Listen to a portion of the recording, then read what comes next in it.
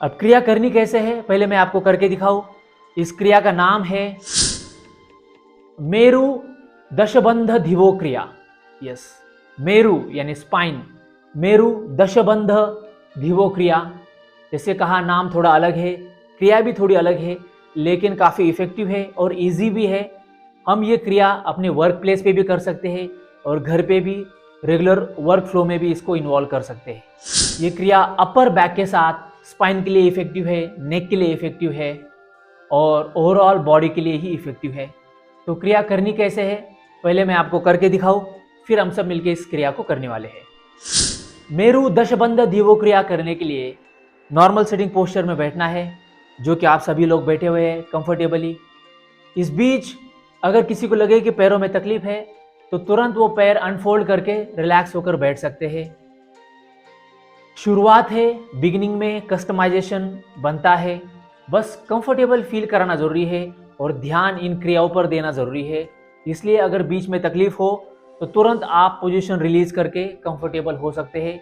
अगर लगे कि ज़्यादा ही तकलीफ है तो रिलैक्स होकर स्टैंडिंग पोजीशन में खड़े होकर थोड़ा सा वॉक भी कर सकते हैं और फिर से आकर बैठ सकते हैं।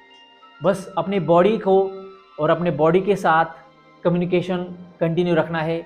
अगर बॉडी कहे कि तकलीफ हो रही है तो तुरंत पोजीशन चेंज करनी है, रिलैक्स होना है स्टैंडिंग पोजीशन में, या फिर पैर को अनफोल्ड करते हुए दंडासन में आप बैठ सकते हैं। अब ये क्रिया मेरु दशबंध धियो क्रिया मैं आपको करके दिखा रहा हूँ, फिर हम सब मिलकर इसको करने वाले हैं। Sitting in cross leg seated posture, दोनों हाथों को ऊपर उठाते हुए इस तरह से फिंगर लॉक क्रिएट करना है। Left hand facing towards forward direction, right hand covering it and making a finger lock. ऐसे लॉक क्रिएट किया, इस लॉक को राइट डायरेक्शन में मोड़ना है और सिर जो है ऑपोजिट दिशा में जाएगा और एक ऑपोजिट फोर्स क्रिएट होगा अपर बैक साइड पे, वो फील होगा। तो फर्स्ट क्रिया ऐसी है, लॉक क्रिएट किया और दोनों हाथ राइट डायरेक्शन में लिए और फेस जो है ऑपोजिट डायरेक्शन में बेंड किया और हाथों से ये लॉक जो है ऑपोजिट डायरेक्शन में पुल करना है, खींचना है इस लॉक को ऐसे, और इस पोजीशन को होल्ड करना है व्हाइल पुलिंग द हैंड्स। 1 2 3 4 5। अब सेम क्रिया ऑपोजिट डायरेक्शन में, लेफ्ट साइड में ये लॉक ले जाना है और फिर लेफ्ट हैंड से राइट हैंड को पुल करना है, एक फोर्स क्रिएट करना है और उसी समय हेड जो है ऑपोजिट डायरेक्शन में यानी राइट साइड में, और फिर पुल करना है 5 काउंटिंग तक। 1 2 3 4 5। Now relax. यहाँ पर एक स्ट्रेच खिंचाव फील होना चाहिए उस हिसाब से। अब इन दो क्रियाओं में हमने लॉक क्रिएट किया, राइट डायरेक्शन में पहले हमने हैंड्स को ले जाते हुए राइट हैंड से लेफ्ट हैंड को पुल किया, एक फोर्स क्रिएट किया यहाँ पर, और उसी समय हेड को ऑपोजिट डायरेक्शन में मोड़ दिया और एक फोर्स क्रिएट किया, जो फोर्स हमें अपर बैक साइड में फील होगा। तो ये फर्स्ट 2 डायरेक्शन में हमने बॉडी स्ट्रेच की।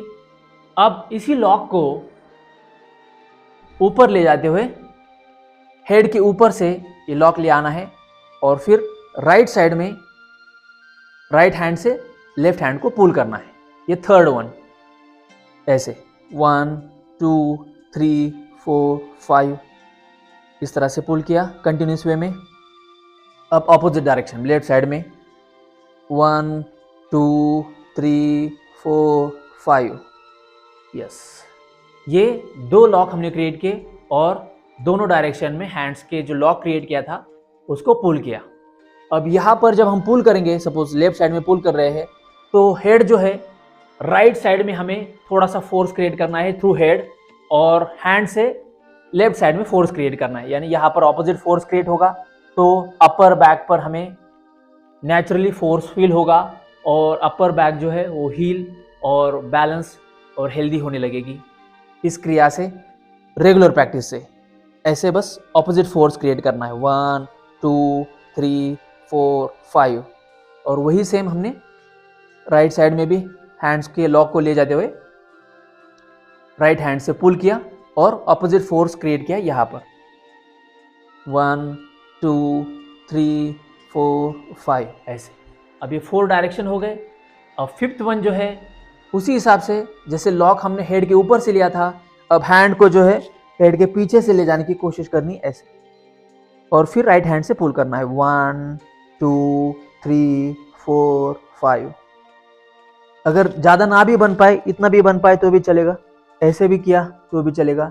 शुरुआत है तो एल्बोज में हैंड बेंड भी किया तो भी चलेगा, लेकिन रेगुलर प्रैक्टिस से हम धीरे धीरे हैंड को स्ट्रेच कर पाएंगे और फिर पुल कर पाएंगे 1 2 3 4 5। Now relax. अब ये 6 डायरेक्शन में हमने जो हैंड का लॉक क्रिएट किया था उसको पुल किया 6 डायरेक्शन में। अब 7th वन जो है वो हेड के ऊपर से सहस्त्रारा चक्र के ऊपर, क्राउन चक्र के ऊपर ऐसे ये पकड़ बनानी है और फिर पुल करना है ऑपोजिट डायरेक्शन में, दोनों हाथ 5 काउंटिंग्स तक, 1 2 3 4 5। ये 7th वन। 8 जो है अब बैक अप द हेड ले जाना है यहाँ पर, जैसे आज्ञा चक्र के बिल्कुल पीछे यहाँ पर।